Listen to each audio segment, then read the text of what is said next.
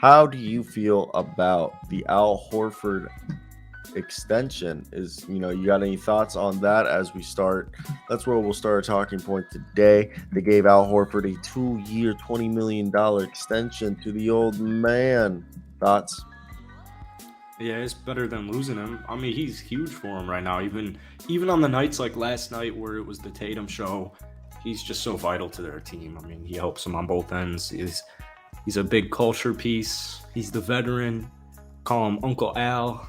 And yeah, it's definitely better than losing him. I don't know if it will last for 3 more years, but I don't think it matters with that contract really. So definitely the interesting part is Al Horford. Last time he signed a contract, he was shit on Philadelphia and ended up playing a season with the Oklahoma City Thunder.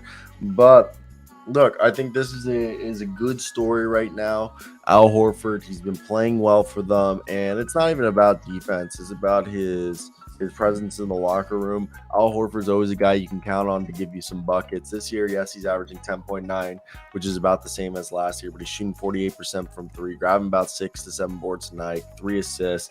Again, it's not about the defense, and it never was. It never was. And I think one of the interesting parts about this team is Jaylen Brown, Jason Tatum. I think Al Horford has played a big part in their development in the idea of confidence, because I think it's definitely Al Horford is somebody who's chirping in their ear, giving them the confidence, and he's almost like a second coach out there, I bet, at this point, for how long he's been around. And them giving him, it's 2 more years of Al, $10 million a year. Like, he turns 39 in June 2025, so he's 36 right now, and he's continuing to play a key role. I just think a lot of people think of the Boston Al Horford, and they don't remember the 3rd overall draft pick from 2007. I believe he played college at Florida. Guy who's averaged his career 14 points, 8 rebounds, 3 assists. Crazy to think about that. His career averages are very similar to what he's averaging now, 11, 6, and 3. Interesting. He really hasn't fallen off, I just think what you have is that he's an indispensable guy who he's like, yes, his defense is good. He's not a rim protector. He's just a guy who can play defense and shoot those threes, take those big time shots. I kind of view him almost as like PJ Tucker a couple of years ago, where I really don't care what his stats are. To me, it's like pretty irrelevant. You know what I'm saying? Like, when I'm thinking of PJ Tucker, I'm not like looking at the stat sheet thinking like, oh yeah, no, I agree. But like, Al Horford's way more offensively gifted than PJ Tucker. So there's this great piece right here on The Athletic. Why did they re-sign Al Horford now? And I just want to read this paragraph. The Celtics have a knack for giving out extension at odd times. The rare late November agreement for Horford in the last year of his deal is yet another example. This locks in Horford to likely retire with the Celtics at a rate that will be commiserated with a solid bench piece as the cap rises in the next few years. It turns all focus on Grant Williams' next deal, as the price opens the door for a bigger payday and starting role for the potential restricted free agent Grant Williams. So what are they saying? His work ethic, commitment to his body and craft, his unselfish set and daily example on how to win big in the NBA. His leadership has had a big impact on the coaches and players he's competed alongside here in Boston, said Coach Brad Stevens in a statement Thursday. He just embodies what they want. Yeah. And I got an interesting comment on my Celtics video today saying Boston will be the San Antonio this decade. Depends on what San Antonio they're talking about. Like last decade, San Antonio. I know.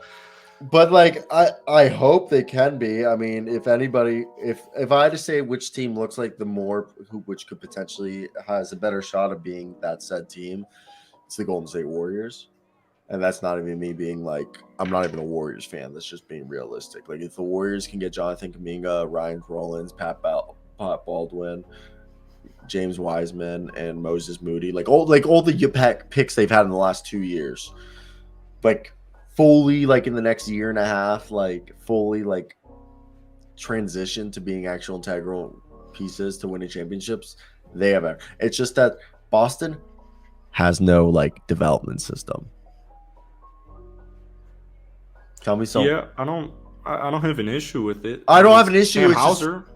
No, but like yes, Sam Hauser and like you could say Payne Pritchard, but besides that, Jason like Tatum, they stopped developing guys. Like they like sign guys. You're taking the LeBron route. LeBron's not looking to, get I the know, first pick in the draft and but develop teams like this the kid. Warriors and Warriors Suns, okay, Well, the Spurs, I get what you're saying. they always drafted guys. Like people don't realize the future was supposed to be DeJounte Murray and Kawhi Leonard. Yeah, that's fine. I just think Boston's more in a position where they're trying to win rings, and you can still find like they have their superstars. So I don't need like a lottery pick if I'm Boston. No, I agree. I need more of those like Chris Duarte's, those guys who are late first, like maybe they're a little bit older. Hate to break to you, but Chris Duarte was a lottery pick. I mean age, like these older players that are Christian Brown. Yeah, like they're just ready to go. They're ready to rock. Yeah, and NBA roll. ready. Jake LaRavia. Yeah, perfect. Let's move on. I think that's enough Celtics love right there. We gave them like 5-6 minutes. Shout out Justin Trambino. Yeah, shout out Justin Trambino. We got to hit him up soon. Get him back on the show soon. Actually, seriously, he's good. He's a good talk. Mm-hmm. I just had last